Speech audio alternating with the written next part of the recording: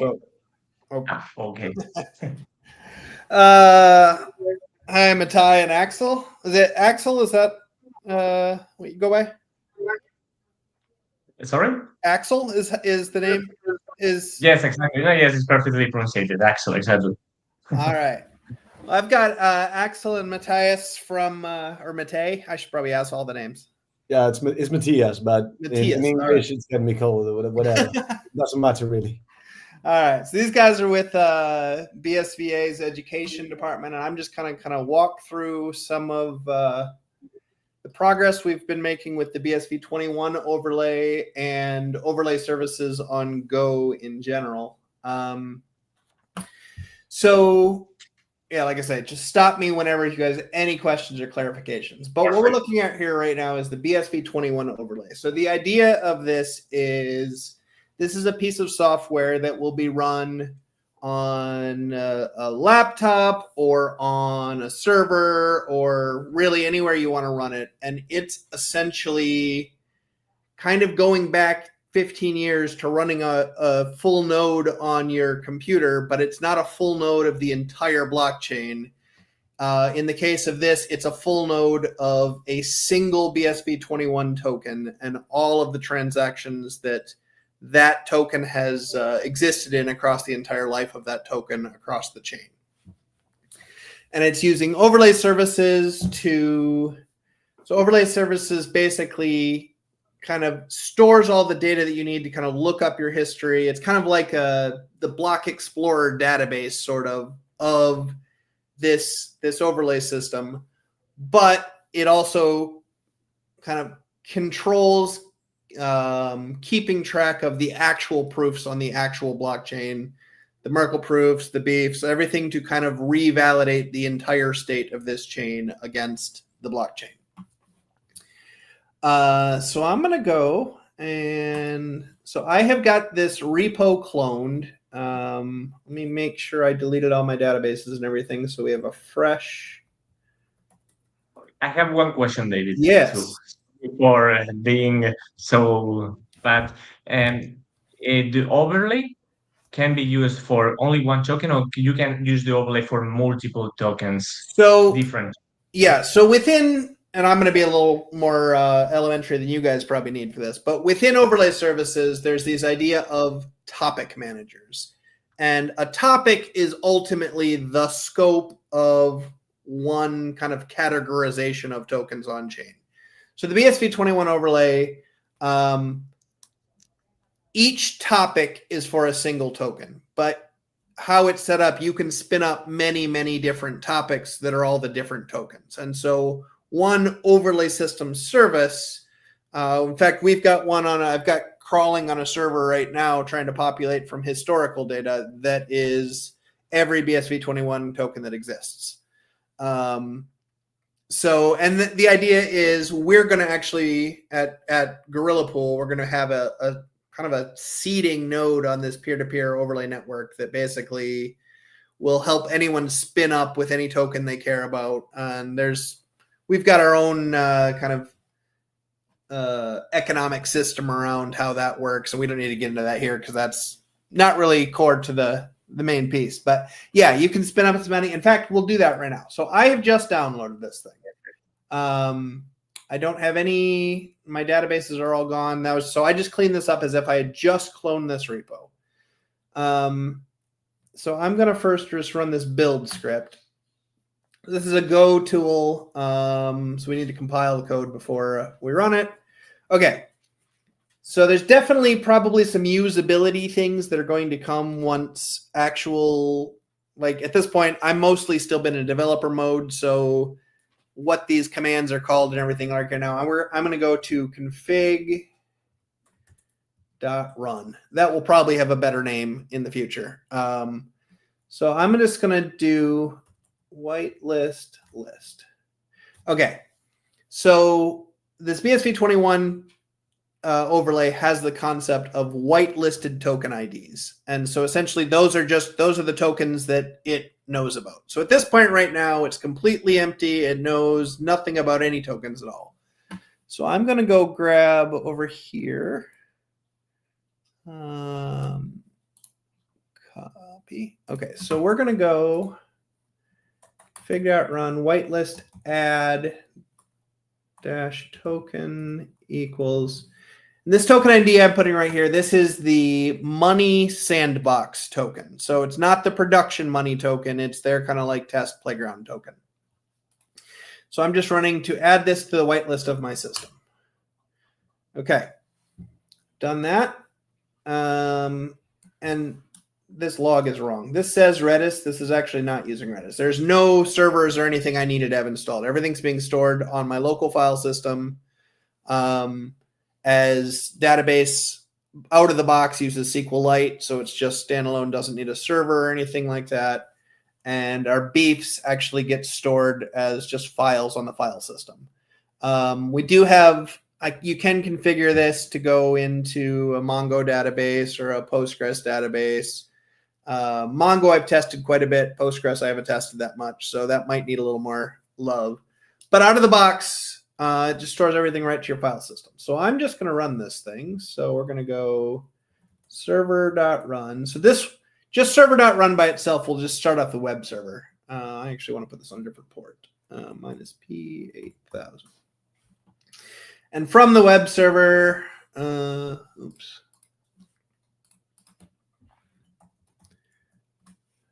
You got a nice little swagger that you can interact with the APIs and everything, but there's absolutely no data in anything yet. So right now this is completely empty. So instead, I'm going to go back to my config here. And rather than doing a whitelist add, I'm going to do a peer add. So within kind of the whole overlay services ecosystem or kind of development, there are these concepts of ship and slap, which are basically ways for you to publish on chain that you are running an overlay that cares about certain topics. We're actually still working on getting that ship and slap aspect integrated into the Go side of overlay services. So right now, any concept of peers need to be kind of explicitly defined. So I'm going to say right here that I'm adding a peer for this token. That peer, I hope this is going to work because this is my own local server. BSV21.trugger.cloud, and I want to go minus gasp and minus SSE. Okay, so I'm basically saying, okay, to this token, I'm adding a peer. That peer is this server right here. And then I have a -gasp and -SSE. Gasp is the graph aware sync protocol, which is something that the Babbage team came up with. And that's really about, so when two overlays know about each other, whether that be through the ship and slap discovery processes that I just said aren't integrated here yet, or we're specifying a peer specifically, it's going to use this GAS protocol to kind of find out what transactions my peer has, what transactions I've got, figure out which ones I need, request them one by one, and whatever else. So that's very much a full sync process where kind of I boot up my node, it syncs all the way, gets my node completely up to date with what my peer's node is. That's part of the kind of the main overlay services stack. Additionally, I've got some additional interfaces on here, such as a SSE. So SSE is server-side events, server-sent events, server whatever. It's basically a mechanism where one client can make a long-standing request out to another server, and as events happen, they'll just get kind of fed down. So when I've got these peers, I do the GASP sync. It syncs up, gets me up to date with what that peer has for data. And then when I do this -SSE, it also kind of keeps a listener open to that peer. So any new transactions that come into that peer, I'm going to get notified about, and those are going to get shoved into my overlay as well. All right, so I'm going to run this here. All right, and so now if I do my server.run again and I go -S, so -S is just saying do this syncing stuff. So in theory, as soon as I do this, it should start syncing in all, please work. Well, it hasn't failed yet. Let me just look at my logs on my remote server and see what's happening there.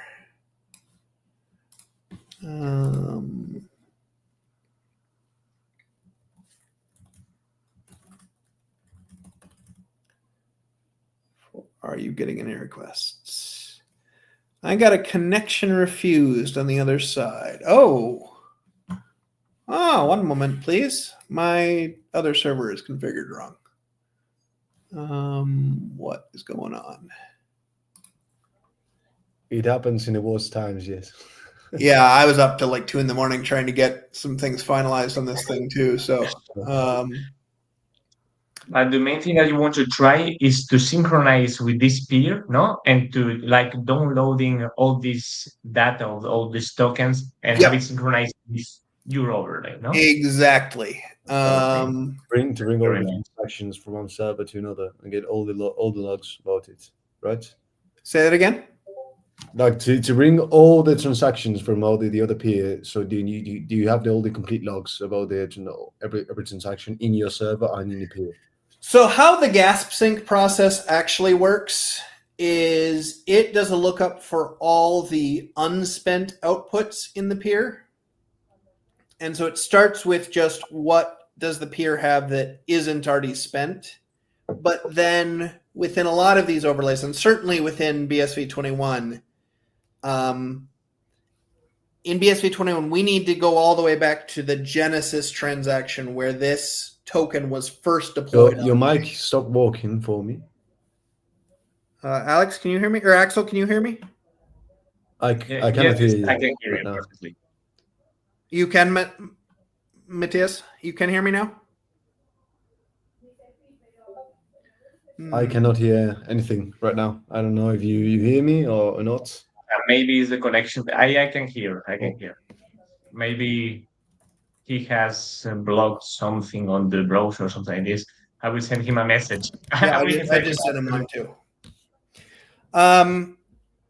Okay, so let's see here. Oh yeah. So it looks like my remote server is actually pointing to, let me do this. Let's go PM2.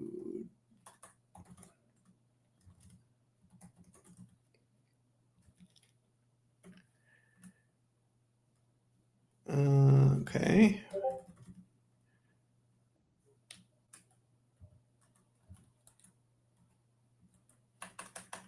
Sorry, we got problems all over the place. We got audio problems. We got.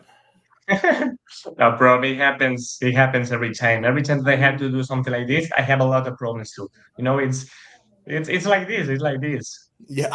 It seems like it waits the problems for the streaming of something like this to. I can hear you now.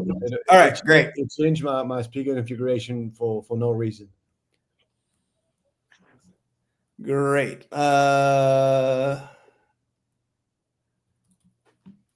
List. Okay, we're gonna. Oh, did it restart? I don't know what happened. We're gonna restart this thing. There we go. Nice. Okay, so in theory, right now, that is not enough transactions. Oh no. Okay, so that's what I was starting to say.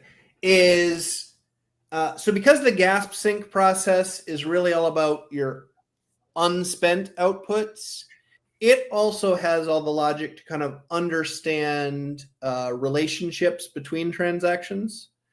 And so it's first all about finding, okay, what are all the UTXOs within this overlay of my peer? And then I'm going to request those. And for each one of those, they can determine, okay, are there other inputs that one requires? And does that one have? So that's right now where like the log's kind of stalled here. I'm like, oh, what's going on? What it's actually doing right now is one of these transactions it has dependencies, and so now it's actually chugging back and getting dependencies, and those don't actually. It's just like walking the tree to get all the transactions, right? Okay. In theory, at least last time I tested this on like Friday, that's what was happening. Or it's just frozen up, and I got to figure out what's going It's on. a developer thing. Like I did not change anything. Yesterday was working. Right now it's not. Well, I've been very actively working quite a few things. So let's just see. So if I go to my APIs now, so again, I'm hitting just my local host. Okay, so at least, so this is basically just looking up, okay, what is the definition of this token? And so I can see, okay, this is the money symbol. It's got 5 decimal places. Here's the icon you use to, the on-chain asset you use to show the icon for what this thing looks like. Here's the token ID. Here's the amount of tokens that were originally deployed. So we are crawling data. We do have data coming in here. In fact, let me go to, let's go to this trend. So got another API. So basically, I'll get to that in just a second. Let me just run this first.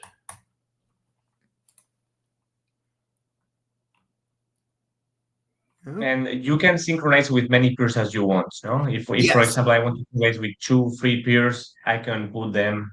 Yep, absolutely. And different peers for different tokens and whatever else. And like I said, I assume that down the path, like if you're going to run this on your laptop, there probably will be a user interface to kind of configure those whitelists or whatever else. Plus, we're going to have plug into the whole ship syncing stuff, and so therefore you can also publish yourself as running a node that stays out on the chain. There's a lot of kind of the intricacies of, okay, how do we decide which peers we trust and which ones do I have what kind of relationships with, and like the peer discovery is a process that I figure is going to be many years in the refining as kind of we get into this more peer-to-peer world. Apparently I've got all sorts of problems going on right now. Okay, and the peer itself uses this PV node to check the transfers that it gets. For example, if I want to synchronize with a peer and I get this transfer synchronized, I check that these transfers are really on the blockchain, no? With SPV or something like this. Yeah. Let's actually go into that. So in the GASP process itself, do I want to get into this here? So the gas, yeah, I'll do that. Gasp.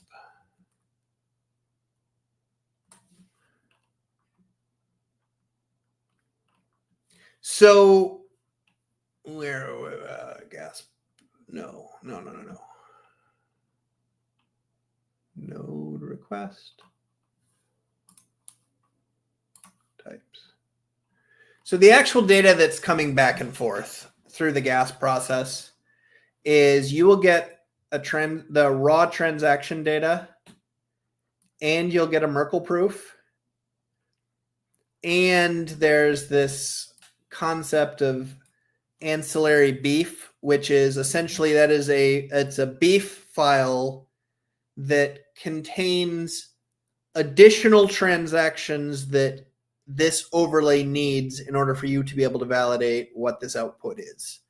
So this is actually a new addition to the Go overlay services, although I don't remember if it got ported back to TypeScript yet or not. But essentially, in kind of the ordinals ecosystem, well, I guess in the regular overlay ecosystem, essentially the idea is every output you need to care about will have matched your topic manager and therefore will have fit your topic and will be part of your overlay.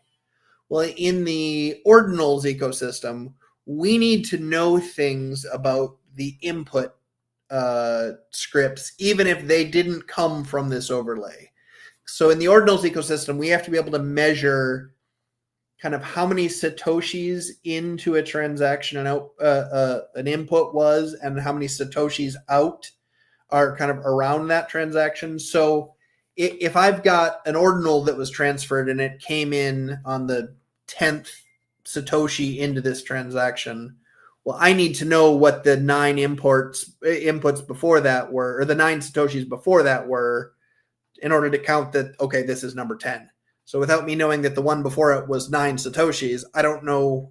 And ordinals are all about tracking how one Satoshi comes into a transaction to how it goes out to the transaction. So in the case of ordinals, when a transaction is originally broadcasted and I have the full beef and it's got the input scripts for all of the inputs to that transaction, well, my topic manner does validation of, okay, it needs to look at what are the other BSV21 tokens that came in as inputs, and those ones will actually be in the overlay system. So it can actually just find those from the overlay. But in other things that deal with ordinals, we need to know, okay, what are these other inputs that didn't come from the overlay? And so this ancillary beef in the topic manager is basically a way of saying, okay, these other inputs that were provided that as soon as this transaction gets mined would no longer be part of this transaction's beef. You need to keep those around to be part of the beef as well because they're required to validate for the overlay. So when one node syncs with another node, it's providing everything it needs from the transaction, the proof, and then other beefs for the receiving overlay to then compare that against the block headers, make sure that that's a valid transaction before it ever ingests it into its own system at all. And it does look like my sync is locked up here somehow. So I'm going to have to dig into that after we get out of this call and figure out what's going on. But so yeah, let me go over to, let me close this one. Let's go to my remote.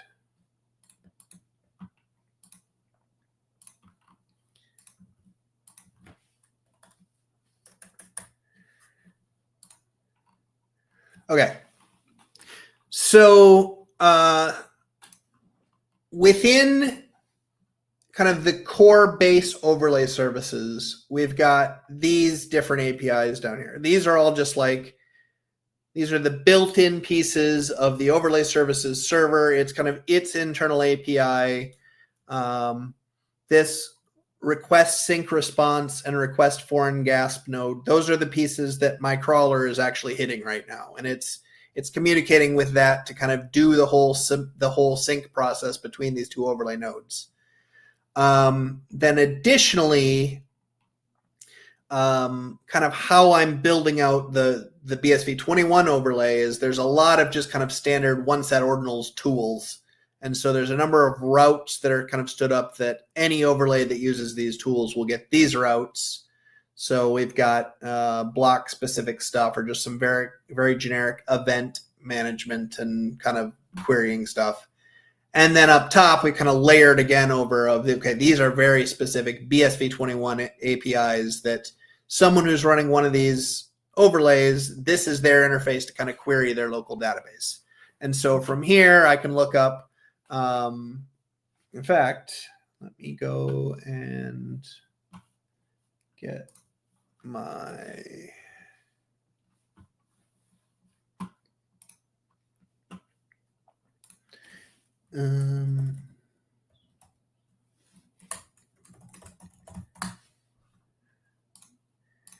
so I think we shall see. I think this address has received some of these tokens, I hope. Okay, so yeah. Okay, so I'm basically looking up here against my, I mean, in this case, I'm on my remote overlay, but it's the same exact software. It's running on just a different server. And so I put in the token ID, I put in my address. Now, because it's money and they use the cosigner locking scripts, not the pay to public key hash locking script, I have to actually select this cosigner from right here.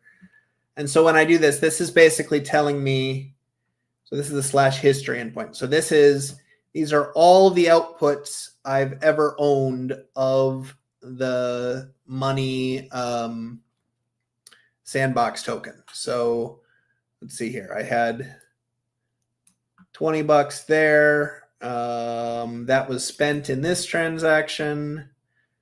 I had $1 here. That was spent in this transaction. I had $19.99 there, whatever. I can also do the same thing on the unspent to get my UTXOs, which is probably a more useful query. Okay, so right now, yeah, I have like 3 UTXOs. And yeah. So from within this, like essentially you've got the full kind of unadulterated state of this token's history. So you can really kind of slice and dice that. I mean, I can do a balance lookup against, oops, that's the address. And there can certainly be other APIs here, but essentially this is your view of what does that token look like. So if you wanted to have a store that accepts a BSV20, an online store that accepts BSV21 tokens, and you've got some payment APIs, well, looking up the actual transactions and the actual outputs from the overlay to see if you've been paid a valid payment or whatever, like that essentially, that is your database. Everything that's in this system has already gone through the entire validation process, and we have come to an affirmative decision that this is a valid BSV21 token. And so if someone pays you, you look that stuff up in here, you find out, yep, these are valid tokens. I'm good. Their sale is good. And yeah. Or if you're trying to do other stuff, I mean, obviously in a payment kind of standpoint, I mean, you might just broadcast it through. And if we're talking about money has a cosigner. They're going to sign off on everything. So maybe money is a poor example for this, but something like just a community token, maybe some gaming community comes up with their own little token value or whatever. And then you have to have so many tokens to enter their server to log on. Well, they would run an overlay for that token. And they'd be able to validate, yes, you hold enough of this, you can get into that's what I was going to ask. Like, this could be useful, for example, those applications or those games that are running on some specified tokens or that created their own token, so that you can verify where did you purchase something or sell something, or whether your token has been validated for you to access it, or etc. And this could be a service provided by the same, for example, application or game, so you can see and validate all the tokens you have spent or got. No. Yeah. So there's also a bunch of. So I guess over the years we've created quite a number, or I've been, I guess we'll say, at least loosely involved with or slightly connected with kind of a number of these kind of degen fun communities around minting tokens based on like POW20 is about kind of solving proof of work puzzles in order for tokens to get minted from an script smart contract. But in that world, like, so there's all the tokens got minted into a smart contract. And how that smart contract works, every time someone provides proof of work, it essentially transfers them a small amount of tokens and then keeps the state of that contract updated with the rest of the tokens and the rules for how more people will mine them. So you end up at this point where it doesn't really fit the peer-to-peer, okay, I'm communicating with one other person, I peer-to-peer send them the transaction and they can broadcast it. No. Well, in this world, it's kind of like anyone can spend, and everyone's racing to spend this one contract. And so there needs to be coordination amongst the community of, okay, what is the transaction ID where the actual UTXO of the current tip of this transaction chain is, because I'm trying to do the proof of work to solve that next solution. And so you end up in a case like that, where every person who's running one of these miners is actually going to also be running an overlay for that token. And so everyone's mining against it, but that then keeps an up-to-date view of where is the chain tip of this, where is the UTXO that holds the contract that I'm competing against. And so there's a lot of this other kind of, I guess, not so much just normal economic, I'm transferring this value from here to here, but no, a bunch of stuff is locked up in a contract and I'm competing to unlock it from that contract. everyone who was in that collaboration and competition needs to know what everyone else did, or else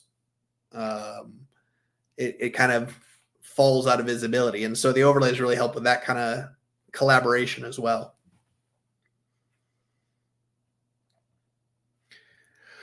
I don't know if you guys, I guess we'll just go into that briefly. So, No, but I really love the overlay stuff because it's a bit new, no, on all the BSV, the overlay stuff, because the people are used to indexers, all these things. But the overlay is that it simplifies everything, because right now you don't depend to an indexer. You can connect to many peers that you want. You can synchronize these balances of the token that you specify. So I love all this change, and I think I'm with you too, and certainly I do think some of the biggest, I guess, complications are going to come just in simply of how do I know which peers to connect with? How do I, and getting, because obviously, like right now in the BSV20 world, Gorilla Pool, like I said, is standing up a server that's just going to kind of host all of them, as long as the specific token ID has basically paid us to index that token. And then we're going to basically have essentially a node on these networks. So everyone, until we figure out the whole economics around it, everyone can just point at, there will be a Jungle Bus or a Gorilla Pool server that's out there that's just hosting a bunch of these tokens. And so when you want to stand one up, you can just sync with us, and that'll just get you right up to speed. But then in our world, so because some of this, okay, how do we discover peers, and how do we make sure that that these peers have a full state of what the network looks like? And there's a possibility for there to be kind of like different sub overlays that exist that are only communicated. So there are 3 people that are only connected to each other, and another 10 people that are only connected to each other, the bridge, to know about each other's transactions. And so, yeah, that's an area where I think there's going to be some work that needs to come of like, okay, how do I get but this is peer-to-peer networking in general. This is what happens in BitTorrent and happens in Bitcoin nodes and everything else. So, there was something else I was going to say about that, but I don't remember what it was. No, yes, it's true. And the good thing about overlays is that I think exactly the same thing as you. At first, I think that the indexers that we currently have on BSV will have to change their modus operandi, and they will have to like transfer themselves on the overlay world, no, and keep working as an indexer, as a general indexer, but more focused on synchronizing with all the other overlays. And that's exactly the thing I forgot that I was going to say, which is within the kind of the Gorilla Pool one that has everything, and especially as we're kind of bootstrapping this stuff right now, that none of these overlays exist for us to sync with, we're using queries into Jungle Bus, which is basically just a big full chain indexer, to kind of discover what transactions we need to then do further validation on to see if they fit the overlay or not.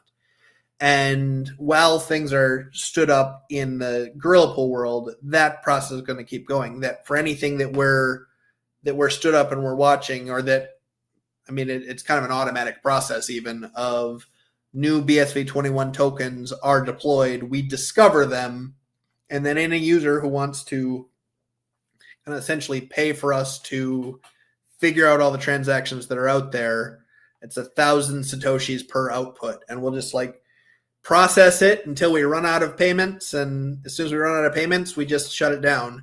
But as long as there's adequate payments, we're just going to keep processing all the transactions that are out there and feeding the overlay with it. And like I say, when you run out of money, then we're not a seed on the overlay network anymore. It just shuts down. But as long as there's money in the account, we keep seeding it on the overlay. So, any other questions? Anything you guys want to see? Anything you want to know about? So no, just to say that yes, I think that the most complicated process is exactly that. what you said, no, the synchronization process. But I think that the GASPs are really fun protocol to play with and to use. And the good thing about overlays is that you have everything done. You know, you have developed everything. So someone that wants to develop their own overlay won't have to do it. You know, they can go to yours and download it and use it. Yeah, So this is fantastic. It's also yeah. because Let me if actually I go through develop it myself, a little bit of that. okay. So this is the server that I'm running for the BSV21 overlay.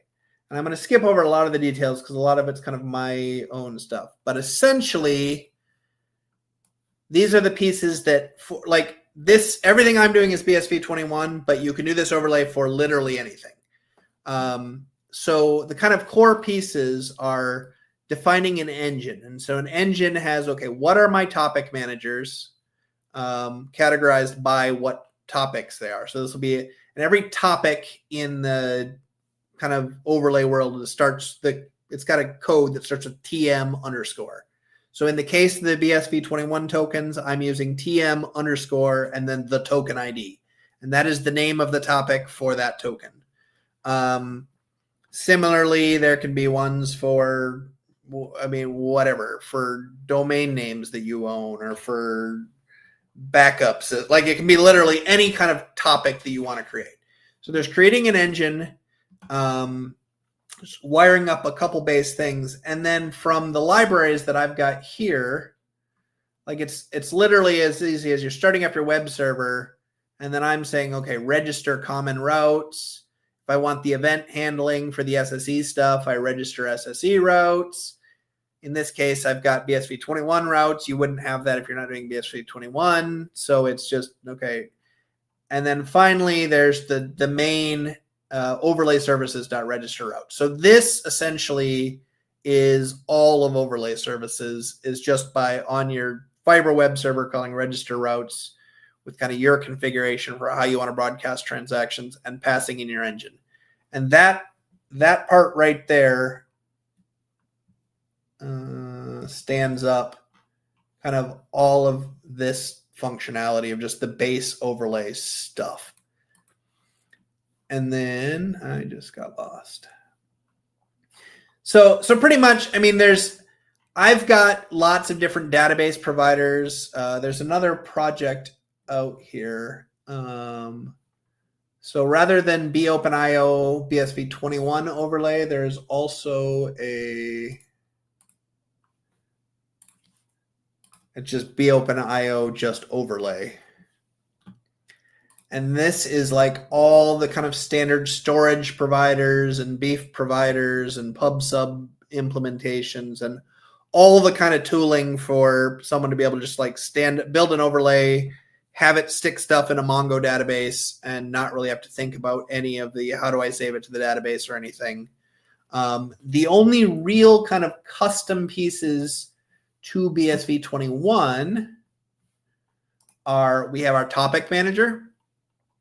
So the topic manager's main job is to handle these two functions. Identify admissible outputs. That's basically taking a new transaction submitted into your overlay, doing whatever validation, whatever pattern matching, whatever it needs to do, and ultimately spitting out, okay, these are the outputs of this transaction which match my topic. And then also here's the additional transaction IDs from this beef that we need to keep around with that in order for other nodes to be able to process it. So this topic manager is specific to your overlay, and it has another method here, which is kind of like, okay, when I'm ingesting a new transaction from someone else's from a GASP sync, I need to be able to look at this transaction and determine what other inputs do I not know about yet that I need to process before I can process this transaction. So this is just going to return an array of outpoints, which is basically saying, okay, this transaction ID and V out I need in order before I can process this transaction. And then this is the actual processing itself that says, okay, of that transaction, these two outputs fit your topic. So that's the one BSV21 specific thing. And then there is the lookup service. So lookup service is, topic manager is really very much a binary thing. Did this transaction or do these outputs meet your topic or do they not? And so it's just trying to figure out yes, no, yes, no, yes, no. Where the lookup service is more about, okay, I know this transaction fits my overlay.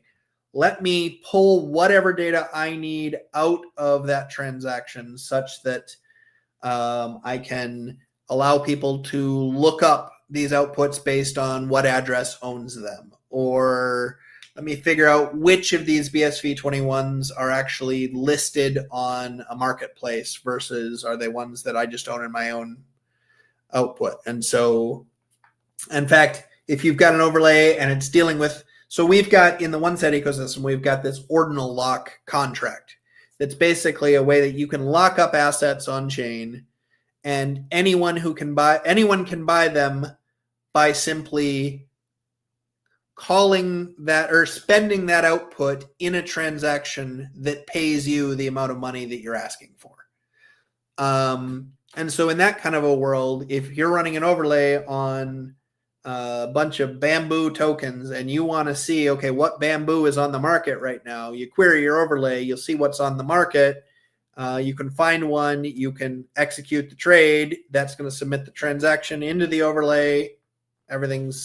You'll get the items, you will have paid the person their money, and that new token is now yours. So, so you can do a lot of kind of this lookup service is all about, let me find whatever kind of information I want about this thing and let me save it in such a way that people can look it up. So all of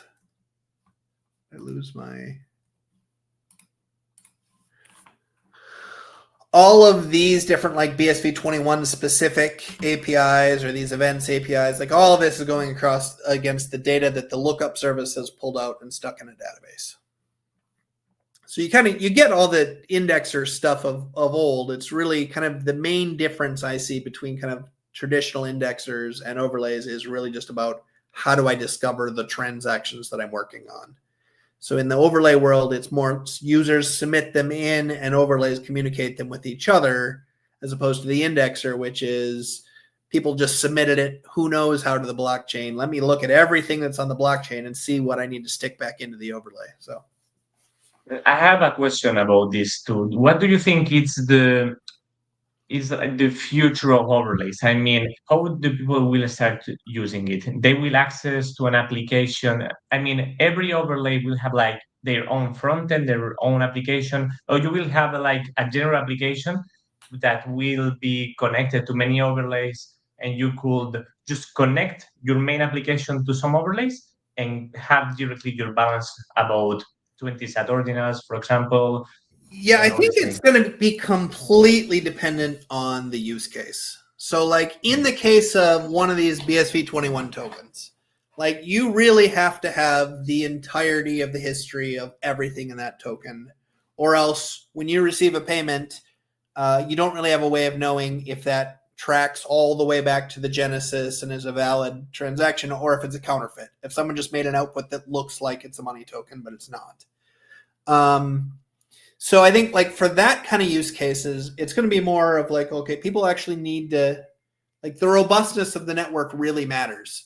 And the ability to get transactions that have happened within that network really matters in order for the token ecosystem to be healthy at all.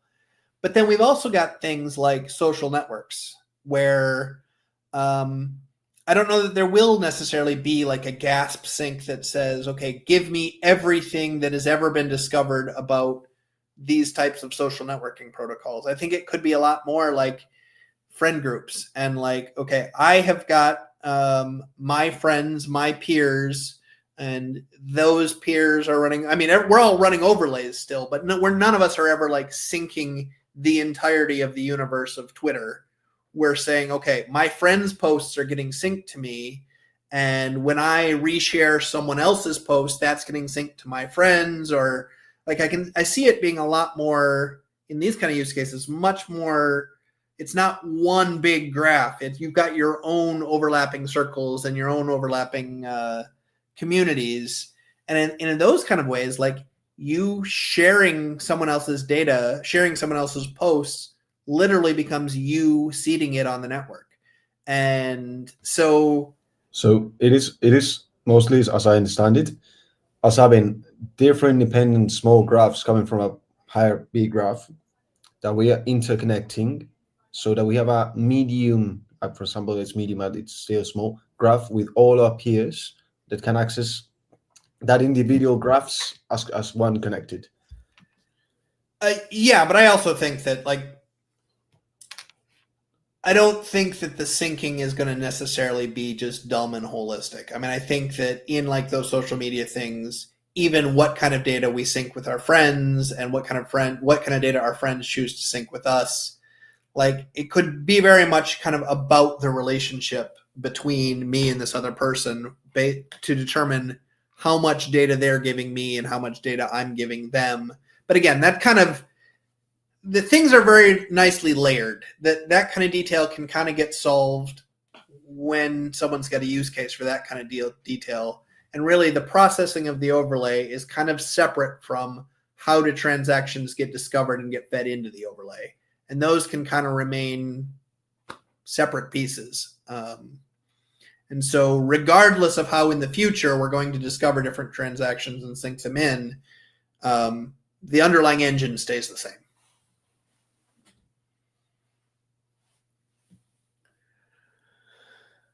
But again, going back to the original question about in the cases of, actual crypto exchanges for these BSV21s, like if they want to trade money on an exchange or any other token that anyone comes up with, this is how they affordably do that, is they run an overlay for that token. Money also is invested in the overlay ecosystem and submits new transactions into the overlay. They sync it out. Everyone's got a full view of everything that's happened. Everyone's views are validated against the block headers on the chain, so they know that it's good. And so this can go all the way from highly professional, really important stuff to completely worthless frivolity, and it works for all of it. And that will be the best case for exchanges, because right now the exchanges are using full nodes, and if they have 20 blockchains, they have to run 20 full nodes, so it doesn't make sense at all. With overlays, there's a good thing that you have said, that you only save the part of the blockchain that is really necessary for you. You don't have to store 10 terabytes or 20 terabytes of data that you are not going to use. So that's awesome. Yeah, and right now, I don't have a good way to grasp what any one token looks like, but I know that I've downloaded the transactions for everything that's ever happened in BSV21, which is, I think there's about 1 million tokens or 1 million transactions or so that have ever happened. And so across all of that, my data is still a couple hundred gigabytes, but for just money itself, for instance, well, at this point, that's, I don't know, a few gigabytes of data, not tens of terabytes of data. So, yeah. Yes, exactly. So yeah, I'm sorry, David. No, I was actually just going to transition and say I'm kind of really trying to button this stuff up this week. There's going to be a lot of areas that are kind of implemented in this is good enough for now sort of way. But like I say, a lot of the sync stuff, a lot of the peer discovery, a lot of that stuff is going to keep growing and changing over time. But so I'm trying to get the documentation, everything updated on here. If there's anything that you guys want, if you want to talk through anything else for educational stuff or understanding or whatever, we'll definitely keep in touch. And I'm open for any questions or anything. Sure, that's great. I think what we're going to do what I started doing yesterday, and I think we're going to do for now, is to study all this documentation that you're showing, you're giving. So when we have any like blockage or question, and we can contact you so you can answer for us. Yeah. Cool. Let me then, as soon as we get off this call, let me sick an AI on it again and just make sure that my documentation is up to date and I haven't missed anything. But cool. Perfect. But that's amazing. Thank you very much, David, for all this tutorial about the BSV20, because it is a masterclass not only on BSV21 but in overlay stuff and BSV and everything in general.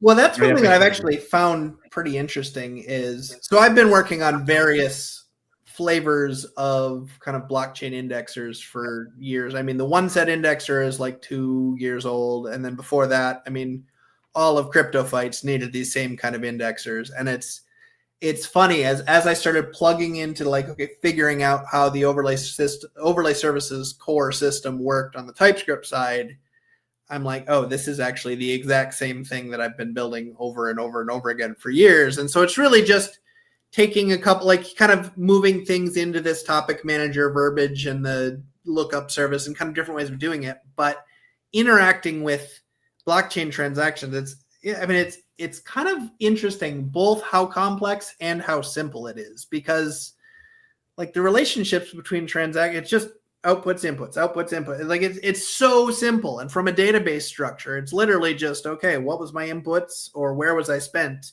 And that's it.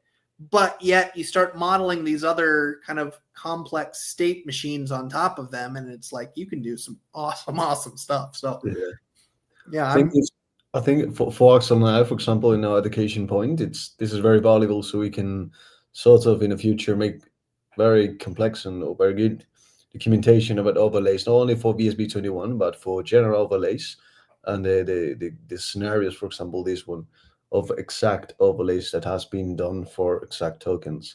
So I think it's pretty interesting. I think it's a pretty good use, and I think it's very valuable for it. So yeah. Cool.